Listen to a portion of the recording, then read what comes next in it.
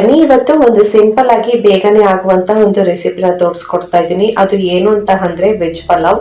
ನೀವು ಯಾವಾಗ್ಲೂ ಒಂದೇ ರೀತಿ ಮಾಡಿ ಬೋರ್ ಆಗಿದ್ರೆ ಖಂಡಿತ ನೀವು ಒಂದ್ಸಲ ಟ್ರೈ ಮಾಡಿ ನೋಡಿ. ತುಂಬಾನೇ ಸುಲಭವಾಗಿ ಮಸಾಲೆನ ರುಬ್ದೇನೆ ಈ ವೆಜ್ ಪಲಾವ್ನ ಮಾಡಿ ನೋಡಿ. ಟೇಸ್ಟ್ ಅಂತೂ ಸಖತ್ತಾಗಿ ಕೂಡ ಇರುತ್ತೆ.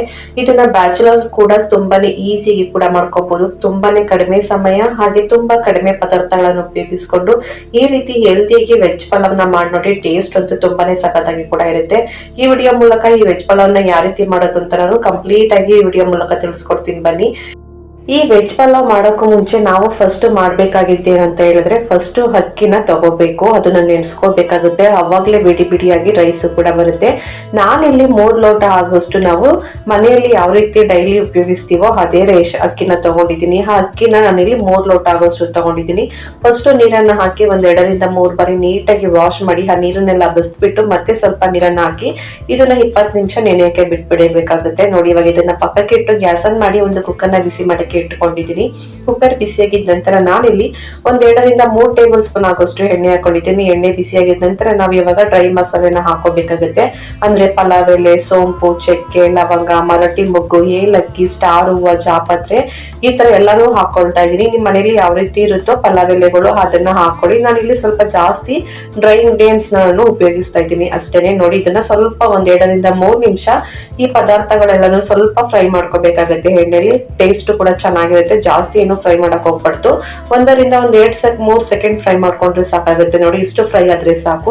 ನೆಕ್ಸ್ಟ್ ಇವಾಗ ನಾನಿಲ್ಲಿ 1 ಕಪ್ ಆಗೋಷ್ಟು ಈರುಳ್ಳಿನ ತಗೊಂಡಿದ್ದೀನಿ. ಅಂದ್ರೆ ಏನಿಲ್ಲ ಅಂದ್ರೂ ಒಂದು ದೊಡ್ಡ ಗಾತ್ರ ಸೈಜ್ ಈರುಳ್ಳಿನ 1 ಮೀಡಿಯಂ ಸೈಜ್ ನ ತಗೊಂಡು ಈ ರೀತಿ ಉದ್ದಕ್ಕೆ ಸ್ಲೈಸ್ ಆಗಿ ಕಟ್ ಮಾಡಿ ಹಾಕೊಂಡು ಇದನ್ನು ಕೂಡ ಸ್ವಲ್ಪ ಕಂದು ಬಣ್ಣ ಬರಗಂಟ ಫ್ರೈ ಮಾಡ್ಕೋಬೇಕಾಗುತ್ತೆ. ನೋಡಿ, ಈರುಳ್ಳಿನೂ ಸ್ವಲ್ಪ ಕಂದು ಬಣ್ಣ ಬಂದಿದೆ, ಇಷ್ಟಾದ್ರೆ ಸಾಕು. ಇವಾಗ ನಾನು ಶುಂಠಿ ಬೆಳ್ಳುಳ್ಳಿ ಪೇಸ್ಟ್ ಅನ್ನ ಹಾಕೊಳ್ತಾ ಇದ್ದೀನಿ. ಇದು ಮನೆಯಲ್ಲೇ ಮಾಡ್ಕೊಂಡಿರುವಂತ ಫಸ್ಟ್ ರೆಡಿ ಮಾಡಿ ಇಟ್ಕೊಂಡಿರುವಂತ ಶುಂಠಿ ಬೆಳ್ಳುಳ್ಳಿ ಪೇಸ್ಟ್. ಇಲ್ಲ ಅಂತ ಹೇಳಿದ್ರೆ ಒಂದು 10 ರೂಪಾಯಿ ಪ್ಯಾಕೆಟ್ ತಗೊಂಡ್ರೆ ಸಾಕಾಗುತ್ತೆ. ಇವಾಗ ಶುಂಠಿ ಬೆಳ್ಳುಳ್ಳಿ ಪೇಸ್ಟ್ ಅನ್ನ ಸ್ವಲ್ಪ ಹಸಿ ಸ್ಮೆಲ್ ಎಲ್ಲ ಹೋಗ್ಬೇಕು. ಆ ರೀತಿ ಇದನ್ನ 1 3 4 ನಿಮಿಷ ಫ್ರೈ ಮಾಡ್ಕೋಬೇಕಾಗುತ್ತೆ. ನೋಡಿ, ಇಷ್ಟು ಫ್ರೈ ಆದ್ರೆ ಸಾಕು. ಇವಾಗ ನೆಕ್ಸ್ಟ್ ನಾನು 1 ಕಪ್ ಆಗೋಷ್ಟು ಟೊಮೊಟೊನ ತಗೊಂಡಿದ್ದೀನಿ. ಅಂದ್ರೆ ಫುಲ್ಲು ಹಣ್ಣು ಕಳ್ತಾಗಿರುತ್ತಲ್ಲ ಆ ರೀತಿ ಟೊಮೊಟೊನ ತಗೊಂಡು ಏನಿಲ್ಲ ಅಂದ್ರೂ 1 2 3 ಟೊಮೊಟೊನ ತಗೊಂಡು ನೀಟಾಗಿ ವಾಶ್ ಮಾಡ್ಕೊಂಡು ಚಿಕ್ಕದಾಗಿ ಕಟ್ ಮಾಡಿ ಹಾಕೊಂಡಿದ್ದೀನಿ. ಸ್ವಲ್ಪ ಟೊಮೊಟೊನ ಸಾಫ್ಟ್ ಆಗಂಟ ಫ್ರೈ ಮಾಡ್ಕೋಬೇಕಾಗುತ್ತೆ. ನೋಡಿ, ಈ ತರ ಫ್ರೈ ಮಾಡ್ಕೊಂಡಿದ ನಂತರ ನಾನು ಖಾರಕ್ಕೆ ಅನುಗುಣವಾಗಿ 1 5 ರಿಂದ 6 ಹಸಿಮೆಣಸಿನಕಾಯಿನ ಈ ರೀತಿ ಮಧ್ಯಕ್ಕೆ ಕಟ್ ಮಾಡಿ ಹಾಕೊಳ್ತಾ ಇದ್ದೀನಿ. ಇದನ್ನು ಕೂಡ ಎಣ್ಣೆಲಿ ಈ ರೀತಿ ಫ್ರೈ ಮಾಡ್ಕೋಬೇಕಾಗುತ್ತೆ. ಹಸಿಮೆಣಸಿನಕಾಯಿ ಫ್ಲೇವರಿಗೋಸ್ಕರ ಅಷ್ಟೇನೆ. ಇದನ್ನ ಕ್ಲೀನ್ ಆಗಿ ಫ್ರೈ ಮಾಡ್ಕೊಂಡಿದ ನಂತರ ನಾವು ಇವಾಗ ತರಕಾರಿನ ಹಾಕೋಬೇಕಾಗುತ್ತೆ.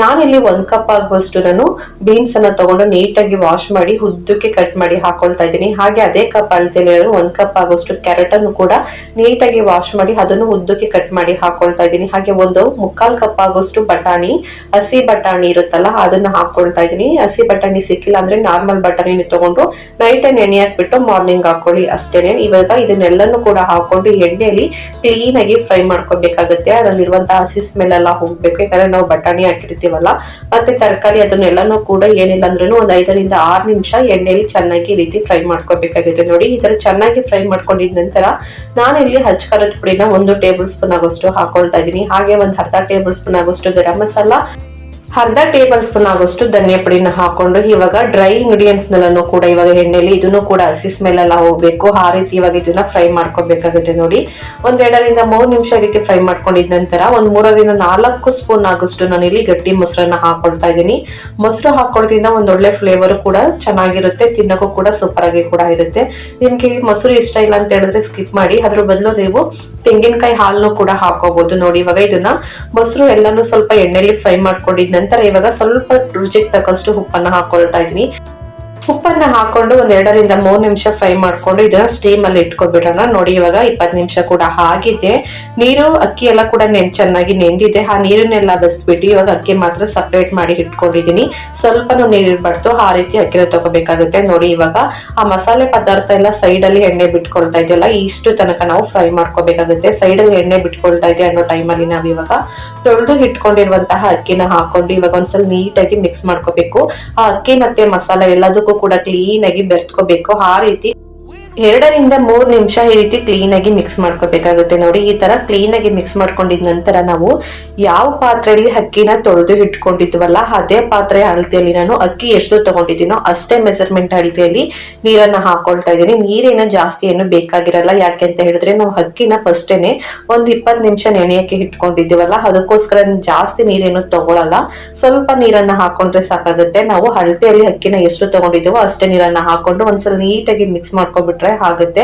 ಲಾಸ್ಟ್ ಅಲ್ಲಿ ಇವಾಗ ಸ್ವಲ್ಪ ಕೊತ್ತಂಬರಿ ಸೊಪ್ಪು ಹಾಗೆ ಸ್ವಲ್ಪ ಪುದೀನ ಸೊಪ್ಪನ್ನ ನೀಟಾಗಿ ವಾಶ್ ಮಾಡ್ಕೊಂಡು ಚಿಕ್ಕದಾಗಿ ಕಟ್ ಮಾಡಿ ಹಾಕೊಂಡು ಇದನ್ನು ಕೂಡ ಒಂದ್ಸಲ ನೀಟಾಗಿ ಮಿಕ್ಸ್ ಮಾಡ್ಕೋಬೇಕಾಗುತ್ತೆ ನೋಡಿ. ಈ ತರ ನೀಟಾಗಿ ಮಿಕ್ಸ್ ಮಾಡ್ಕೊಂಡಿದ ನಂತರ ಒಂದ್ಸಲಿ ಚೆಕ್ ಮಾಡಿ ನೋಡ್ಕೊಳ್ಳಿ. ಉಪ್ಪು ಖಾರ ಏನಾದ್ರು ಬೇಕು ಅಂತ ಹೇಳಿದ್ರೆ ಈ ಟೈಮ್ ಅಲ್ಲಿ ಬೇಕಾ ನೀವು ಹಾಕೋಬಹುದು. ಉಪ್ಪು ಏನಾದ್ರು ಕಮ್ಮಿ ಇದ್ರೆ ಹಾಕೋಬಹುದು.